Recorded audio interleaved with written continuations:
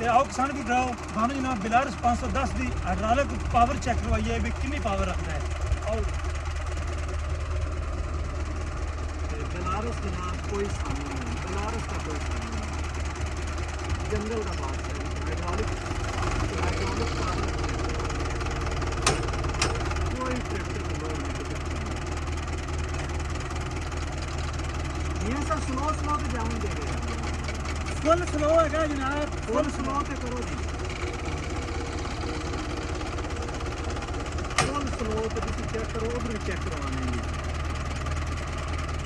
मियाँ साहब एक दफ़ा और भी रखो।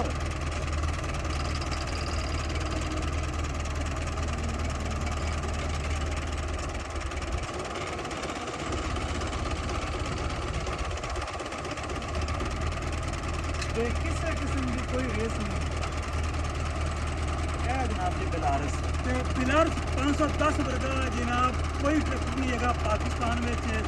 मैं कहना भी एक बार किसान भी भरावां बिलारस ट्रैक्टर जरूर आजमाना चाहिए। जो आजमा लेंदा है वो होर किसी कंपनी का ट्रैक्टर नहीं जे खरीदता। बिलारस नंबर 1।